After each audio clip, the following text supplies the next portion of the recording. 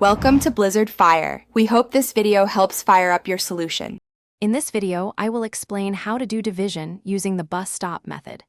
This technique is a straightforward way to tackle division problems, especially when dealing with larger numbers.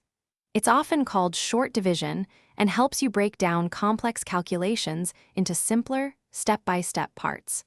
We'll cover everything you need to know to confidently divide with remainders. To begin, you'll need to set up your division problem correctly. First, draw a shape that looks like a bus stop.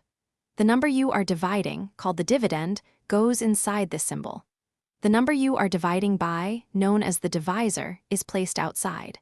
For example, if you're dividing 469 by 4, 469 goes inside and 4 goes outside. Now let's perform the division. Start from the leftmost digit of the dividend. See how many times the divisor fits into it. Write the result, or quotient, directly above that digit. If there's a leftover amount, this is your remainder, and you carry it over to the next digit, forming a new number.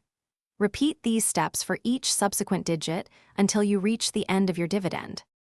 Once you've divided through all the digits, any number left over at the very end is your remainder.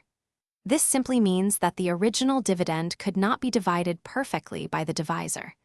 It's crucial to remember that your remainder will always be a number smaller than your divisor.